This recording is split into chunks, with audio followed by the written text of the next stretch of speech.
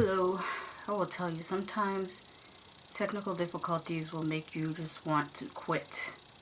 I feel so disappointed right now. I got a new camera. This is my new camera. It's an Olympus, stylus piece of crapus because it will not stay recording. It will record for about 5 minutes and then shut itself off. It takes great photos though, beautiful photos, and when it does record, it records in HD. But, oh well. I don't know why they were on sale. These were like on clearance. They were selling them everywhere on Amazon for like dirt cheap, and I know why. Well, at least I can take photos with it. Then, in addition to that, I've been working on this website, which I formerly had a blog. I'm trying to switch it over to a .com. And I've been back and forth through email with tech support on WordPress because I'm kind of new to WordPress. I'm used to working on Blogger a lot more, or on Vimeo, or even on Wix, but I'm kind of new to WordPress. But I like how many things that you can do with WordPress and how much customizability. Is that a word? Customizability? Customizable? How customizable it is. I like that. So anyways, I'm going to try to do these everyday videos that everyone's trying to do, and you know that is a real challenge for me because I have to feel inspired to do a video. That and my hair has to look right. I do not like to come on. I will not get on this camera. Well, I guess this month, if I'm doing a video every day, you're eventually gonna have to see me with some really jacked up hair. But I don't like to film with bad hair. I guess that's shoot, you might be looking at me right now going, what is she talking about? Her hair looks like crap. But anyways, to me, that's all that matters. It matters to me what my hair looks like. So let me get back to where I left off. Because, oh, by the way, in case anybody's wondering, if you are someone who is previously subscribed to me, I did catch Thicker Than Water this year. I watched the first 4 episodes. I'm going to record back-to-back reviews of it because at first I wasn't going to watch Thicker Than Water because I didn't think I could take it. But it's actually better this year than it was last year. So I'm going to do those. But first, let me get caught up on the Housewives so I don't feel like there's a big gap, or a bigger gap than what there is. So I left off episode 10, so now I'm going to talk about episode 11, which is, it starts with Demetria apologizing to Phaedra for no reason, and Phaedra starts label whoring about, what she's wearing, as if anyone cares, because it still looks like crap on her. She always looks like a stuffed sausage, and no matter what she wears. You have the opposite of that, where you could take Cynthia and bring her right to Goodwill or Walmart with $20, and she will come out looking amazing. Because it's not how much you pay for something, it's how you put it together. You can pay for a very expensive piece of crap, like the dress that Nene had on. That was, to her, it was very expensive, but I've seen better looking dresses at BB. Where was I? Oh, they went to Cartier. They fronted like they could buy stuff there. People do that all the time. Nene sits there and pretends with her minions to be sorry about what she said when she really isn't sorry. She's trying to save face. Claudia, Kenya, and Cynthia are at the pool, and they're just having a good time, actually acting like they're on vacation. Cynthia's just chilling on the side, kind of sunbathing, and Claudia and Kenya are playing in the water. And I almost wanted to throw some shade because I wanted to say, yeah, us people with real hair, we can play in the water. But that's wrong too, because if you have a good weave, you can play in the water too. You just have to have one that is done well. Because I remember when I was, I was 17, yeah. I was 17 years old. My hair was like about bobbling. And my stepmother put a couple of tracks in the back of my hair and it kind of blended in. I used to go to the beach with that all the time. The only thing is that I learned the hard way to braid it next time you go swimming, because weave hair, you cannot comb it out the same way you can comb out real hair. There's just something about it, maybe because it's dead, it's not living hair, that it's different, but it's just very difficult to comb out after you've swam in. And of course the type I got, I didn't get any silky straight or anything. I got curly hair that matched my hair, so that was easier too. I didn't have to press my hair to try to make it match the other hair. So I would say for summertime, if you're going to the beach, get some braids or get some, you know, some curly hair going, and you have a lot easier time of it than trying to be super straight hair all the time. That's not going to work. But then I know this. I live in Florida. It's humid here. You're either gonna what I've seen a lot in Florida. I'm sorry, I keep going off on these tangents. But anyways, I've seen a lot lately in Florida is either fully natural hair or full lace fronts. Not too many weaves. I have back in the day, like in the 90s, I would have seen a lot of weaves, but not recently. More, it's either you're fully natural or, oh, I shouldn't say or, it could be and, because there are a lot of natural sisters that they wear a lace front to give their hair breaks or whatever. So they might be natural underneath the lace front, but you just kind of see one or the other down here. What else was happening? Other girls are at the beach. Phaedra and was it Portia, I think, were in the water up to like their calves, which is really sad. I mean, at least go up to your waist. Even if you can't swim, I'm sure you can just go up to your waist. That's just, you might as well not go to the beach at all if you just want to sit there and put your calves in the water. It makes no sense to me. Even if you're trying to be, you know, glammed up, because me and my sister, my youngest sister, we wear makeup to the beach, we wear makeup to the pool, but you wear waterproof makeup, which I learned my lesson about wearing waterproof makeup also from being in Florida, because I was walking to the movies with my husband. We're in downtown Winter Park, there's an area where you can like parallel park, and then you just walk up one block and the movie theater is right there. So that's what we did with parallel park. Walked up, not even a full block, like half a block, and it started drizzling a little bit, and some of the rain dripped on my face. And I used to fill my eyebrows in with an eyebrow pencil, and the rainwater messed up my eyebrow. I asked my husband, is my eyebrow messed up? He said, oh, only a little bit. Let me just fix it. Takes his big ass thumb and pretty much wipes off the whole brow. So now I'm walking in the movie theater with one eyebrow done and the other eyebrow all smudged to hell. So I have to go in the bathroom and wipe off both my eyebrows, and they have to just look all sparse and thin like they normally do. So after that, I was like, I'm getting waterproof eyebrow cream, and that's it. And you can find it. I actually found it at Ulta. It's kind of expensive for just eyebrows. It was like $28 or something, but it's waterproof. Like, you can go swimming in it waterproof. So I don't have to worry about my eyebrows in the rain anymore. What else happened? Candy had her product placement sex toy party. not a sex party, a sex toy party. And it immediately made me think of that girl that was on Love and Hip Hop Hollywood, that she was the mother of the child of that guy from B2K, can't remember his name. The name escapes me, but anywho, she wanted to do the whole sex toy thing too, and I'm like, why doesn't Candy just hire her? Because she's already motivated, she wants to do that. It seems like she'd be better to work with than that guy, the sour face guy that she has working for her. He's just bad energy walking into a room. What else? They do the little pass the peen game. I don't know what you would call it, but that's what I would call it. And of course Nene wins that because she's used to having poles between her legs. Or no, I'm wrong for that. I take that back. No. She's used to tucking. No, that's wrong too. I wish I could feel sorry for that statement, but I don't. What else happens? Oh, we just get right back to the bus ride, which everybody was already talking about.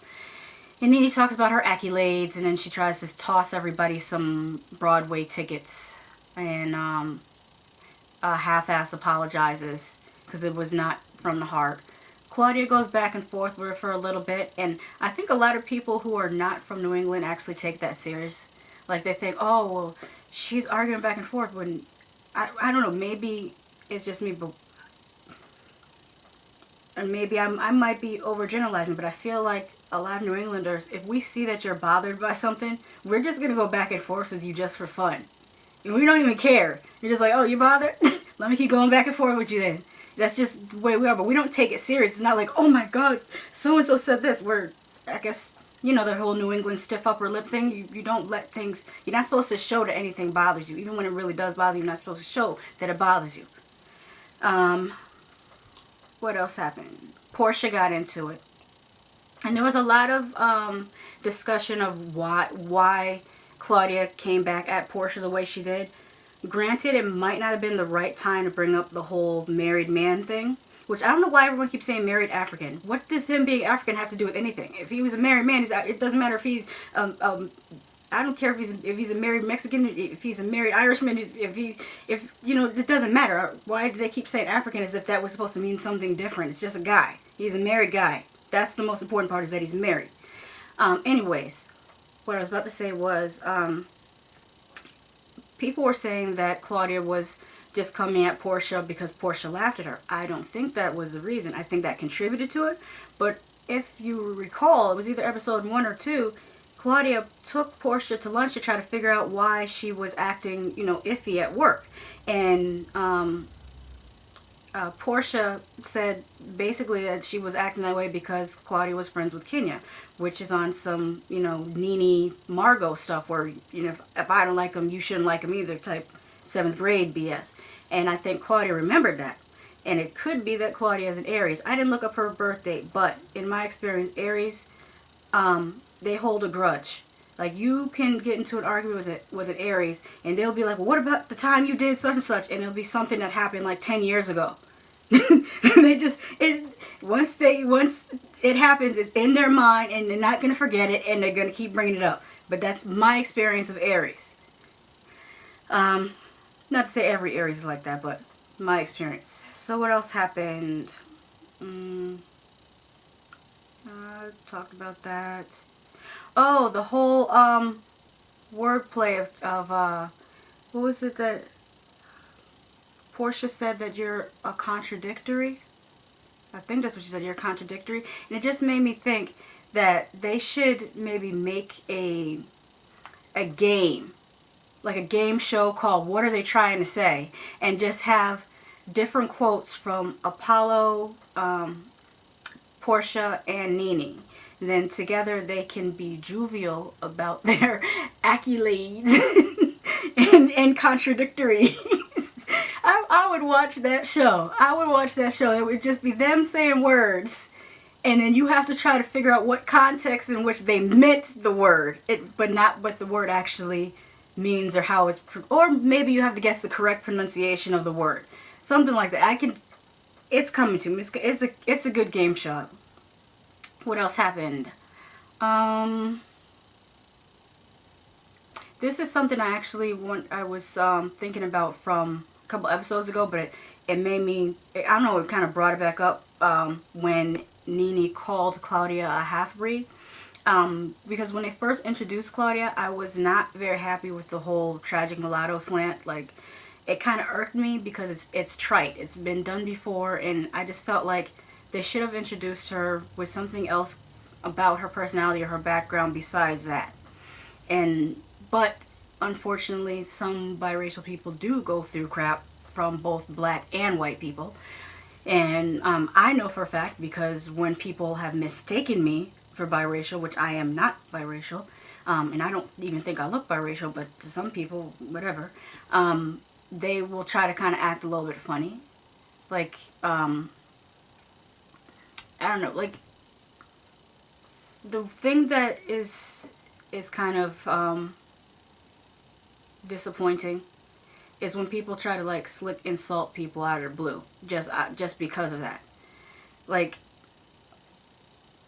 they're looking for a reason to mess with you. And I've noticed that with, like, some black people, that they will just, I don't know, it seems like when white people are unsure of what you are, they might say, oh, do you mind if I ask you a question? That's if they do not know you. Whereas sometimes, and like I keep saying, sometimes some black people just walk up to you with a screw face, like, what are you? As if they're disgusted. And I don't even get that at all. And then, you know, with me, I'll just say, you know, I'm black, because that's what I am. Or sometimes they'll say, oh, which one of your parents is white? Neither one. I'm black. And then, you know, sometimes people go even further out of their way to try to, I guess, argue the point. Because I've had situations where a person say, well, what are you? I'm black. Oh, no, you're not fully black. You can't be fully black. You're mixed with something. So I say, okay, well, my mother's Creole. Her family's from New Orleans. They're black, Mexican, Native American, and white. Just all mixed together. My father's Jamaican and Native American. If you know the history of Jamaica, then you know that's a mixture, too, of Africans, East Indians, Chinese, Taino and Iroquois Indian, all that stuff is mixed together in Jamaica. And I think there's some, a long time ago, there was a big Irish immigration there too. But anyways, you know what that is. Now, mind you, this person just said, what are you? And I said, I'm black. Then they said, well, no, you can't be fully black. What are you mixed with? Tell them what I'm mixed with. Then they come back and say, but you know you're black, right? And I'm like, isn't that what I just said before you told me? That's just going out of your way to be argumentative for no goddamn reason. That's irritating as hell. That's irritating. And then the other irritating thing is when sometimes white people can be just equally irritating when they think that you are from whatever South American country they vacationed or volunteered in last year. And they just come out of the blue. They're like, oh, I did such and such. You're Brazilian, right? No, I'm not Brazilian. This shit is crazy that they really mess up when they just assume. So don't even ask you, just assume that you are not black and then sit there and proceed to bash black people in front of you thinking, oh, well, she's not black, so I can say all this and that. And I'm like, you know you're saying this in front of a black person?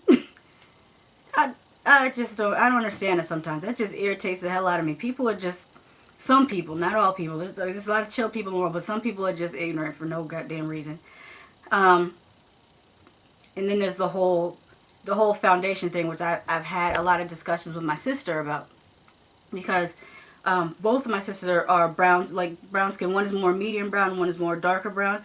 And we all have the same issue with foundation. It doesn't matter if a lot of darker brown people think that lighter brown people can get foundation that fits us, but no, it doesn't. It's usually too pink or too orange, and it doesn't. It's not our skin. Especially if you go to MAC. If you go to MAC, they're giving everybody the same damn foundation color, no matter what color you are. So I don't even go to MAC anymore. Plus, some colors will look a certain way in the bottle, but then when you put it on, it oxidizes and turns orange or turns pink, and then you look crazy. And then the worst part that I hate about it is the goddamn names. It's like suntan, honey beige, sun-kissed beige, warm tan, cool beige, beigey beige. I only shop at places that have numbers. You tell me, okay, your foundation number, 225 and 0. Okay, I'm good with that. That's what I'm going with. I will go with the numbers. But to finish up my other thought of the people asking what you are, next time somebody asks me what I am, I'm just gonna say I'm a nigger. Just to see their face drop. I almost want to print it on a t-shirt. I am a nigger. I'm sorry if that's offensive, but it's meant to be just to make people's face drop so they can stop with the ignorance. What else happened? You like how I do that? Just go off and on to a tangent and come right back. It always comes, it circles back around, I promise you.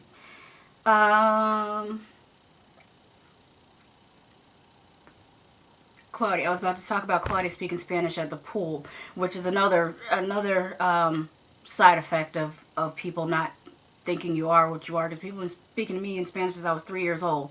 One lady actually had an attitude with me. I was at Constitution Plaza in downtown Hartford, waiting for the bus. Maybe I was 17 years old. And this lady came up and asked me which bus to take somewhere. And I answered her in English. And she just had such an attitude, like, how dare you answer me in English? Like, you're a terrible Latina. You should speak Spanish. And I'm like, little did I know that I'm not even, I don't consider myself to be Latina. I mean, there is Mexican, but it's so far back, so many generations far back that I don't really feel. Well, I mean, if you look at some of the way my grandmother decorates, you don't see the Mexican. But anyhow, that's just, I'm going off on another tangent. But anyways, Claudia was speaking Spanish at the pool, and she spoke pretty well. And I was just saying that's probably the reason why is that people just expect you to speak Spanish when they think that you are Latin American. Oh, I almost forgot. There was one time I went on a job interview, and the guy interviewing me, he was Latin American. I think he was either Cuban or maybe Dominican. He asked me, well, how did you learn to speak English so well? You don't even have an accent. I'm like, what are you talking about, American? Oh, I didn't know you were American. Why do I not look American? That's the weirdest thing, to go to a job interview and have somebody tell you you speak English so well even though you were born here. And not in a, you speak so well, the way some people say that black people, oh, you speak so well. Not even that type of, it's just you speak English well. Craziness. What else happened? Claudia, where was I talking about? They were on the bus, and then I was talking about them being in the pool, and Claudia speaking Spanish to the Puerto Rican bartender, and then I skipped right over when they got to Demetria's event, and I liked her voice. Demetria had a really pretty voice. I like the song. If it's on iTunes, I have to look for it, because I really like the song.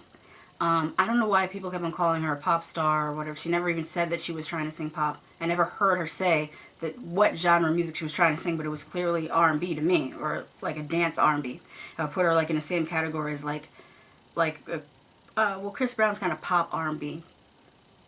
Actually, most artists are kind of pop R&B now. There's very few like straight R&B singers. Like the closest right now we have is maybe K Michelle. She sings to me straight up R&B. But yeah, I think this girl will be heading towards R&B. I did not like the whole ensemble that she and her dancers had on the stage. That was really tacky. I felt like her stylist just smacked a piece of fabric on the back of some bedazzled shorts and said, oh, here you go. Oh, and gave her that super Beauty Depot wig to wear. I was insulted. Because I feel like if you call yourself a stylist, then you should come up with some style. And I'm even more insulted that he made me agree with Phaedra. And then I think to myself, well, the sun shines on a dog's ass sometimes. But I did not want to agree with Phaedra that you got it right this time. Now I know what she was talking about, because he got it wrong. And the outfit had nothing to do with what her backup dancers had. There was no consistency between the outfits. Your backup dancers are supposed to some degree reflect, their outfits should reflect a little bit on what the main singer is wearing. It was just a mess to me. So you could have done better. I've seen 12-year-olds at a talent show get their look together better than that. And then the tights.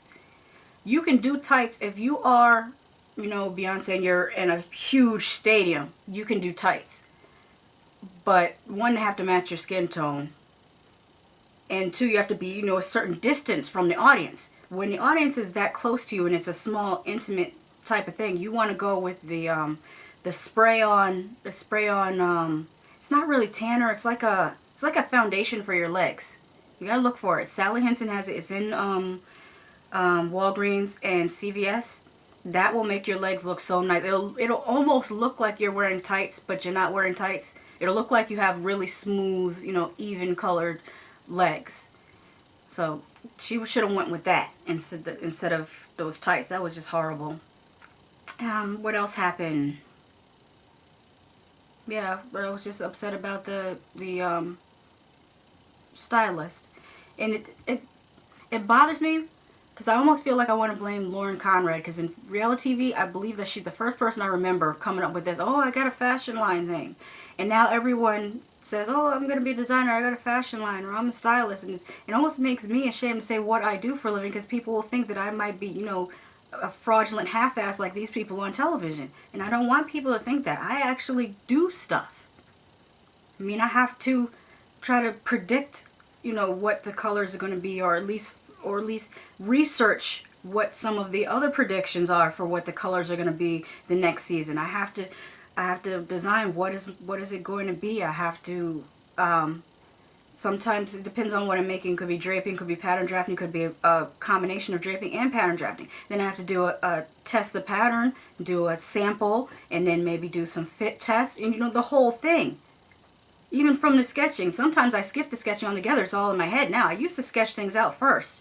But now I'll just do a quick little, pencil sketching and then jump right to it, because I can visualize it so well in my head that I don't even really have to put it down on paper. I think I would only put it on paper if I was trying to explain to someone else what I was trying to do. But you can see what I'm trying to do. But I'm not into that anymore anyways. I almost regret making my moniker Fashion Freak, because I feel like I'm more of a costume designer than a fashionista anyway. So that being said, I think that's all that happened in the episode. there was like a what do you call it, Next Time On, and we see the lady from Married to Medicine on there, and Cynthia Burns, the friendship contract. Um, Phaedra has a screw face on like she usually does, but now I finally know where she gets that screw face from. She gets it from her mother, because her mother has the same screw face. What else happened?